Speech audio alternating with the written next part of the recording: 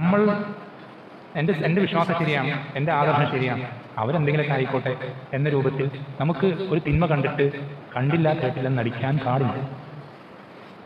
ഒരു തിന്മ കണ്ടു കഴിഞ്ഞാൽ നമുക്കതിനോട് എങ്ങനെയാണോ പ്രതികരിക്കാൻ സാധിക്കുക അങ്ങനെ അതിൻ്റെ മാക്സിമം പ്രതികരിക്കുക എന്നുള്ളത് നിർബന്ധം. നമ്മുടെ വീട്ടിലാണെങ്കിൽ നമുക്ക് അധികാരമുള്ള സ്ഥലങ്ങളാണെങ്കിൽ കൈകൊണ്ട് തന്നെ തടയാം.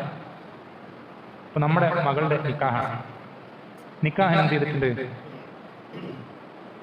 ഈ മ്യൂസിക്കിന്റെ ഇൻസ്ട്രുമെന്റ്സ് ഒക്കെ എന്ത് ചെയ്തിട്ടുണ്ട്, അവിടെ സദസ്സിൽ മുഴങ്ങുന്നുണ്ട്. അതുപോലെ തന്നെ മറ്റു പല കാര്യങ്ങളും ഡാൻസ് മറ്റൊരുപാട് കാര്യങ്ങളൊക്കെ അവിടെ അരങ്ങേറുന്നുണ്ട്. നമ്മൾ പെണ്ണിന്റെ ഉപ്പയാണ്, നമ്മൾ ഇതൊക്കെ കണ്ടിട്ട് മിണ്ടാതിരിക്കാം. അത് പാടില്ല, തെറ്റാണ്. ഇനിയിപ്പോൾ നമുക്ക് കൈകൊണ്ട് തടയാൻ സാധിക്കാത്തൊരവസ്ഥ, നമ്മൾ പെണ്ണിന്റെ ഉപ്പയല്ല, പക്ഷേ പെണ്ണിന്റെ അടുത്ത ബന്ധുവാണ്, അല്ലെങ്കിൽ നമ്മുടെ ഏറ്റവും അടുത്ത ഒരാളുടെ ഒരു റിലേറ്റീവിന്റെ കല്യാണമാണെങ്കിൽ നാവ് കൊണ്ടത് പറയണം. ഇനി ഇത് രണ്ടും പറ്റാത്തത്രയും സാഹചര്യം അങ്ങനത്തെ സിറ്റുവേഷൻ ആണെങ്കിൽ അവിടെ നിന്നിട്ട് മിനിമം ഇറങ്ങി പോകുമെങ്കിലുമാണ്. ഇതൊന്നും ചെയ്യാതെ ഞാൻ ആ തെറ്റിലേക്കൊന്നും ഇല്ല, അവരെന്തെങ്കിലും ആയിക്കോട്ടെ. മുകളിൽ ഡാൻസും മ്യൂസിക്കും എല്ലാ കൂടിക്കടലുകളും എത്തില്ലാത്തെല്ലാം നടക്കുന്നുണ്ടാവും. താഴെ പെണ്ണിന്റെ ഉപ്പ കാരണവന്മാർ എല്ലാവരും ഇരുന്നിട്ട് ഒന്നും അവരെ ബാധിക്കാത്തൊരു വിഷയം പോലെ ഇരിക്കുന്നുണ്ടാവും. അവരും ഈ തെറ്റിന് കുറ്റക്കാരാവും, ഈ തെറ്റിന് അവരും കുറ്റക്കാരാവും.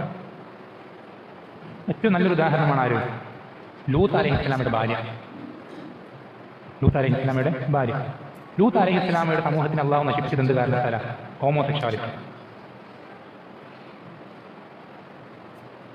ആണും പെണ്ണും പെണ്ണും.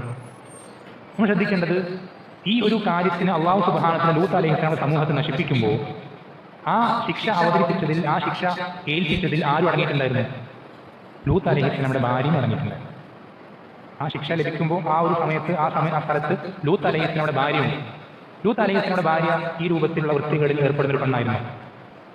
അല്ല, ഒരിക്കലല്ല. ഒരു നബിമാരുടെ ഭാര്യയും ഒരു വൃത്തികേടുകളും വിചാരത്തെ പോലത്തെ ഒരു വൃത്തികേടുകളും അവർ ഏർപ്പെട്ടിട്ടില്ല, ഒരു നബിയുടെ ഭാര്യ.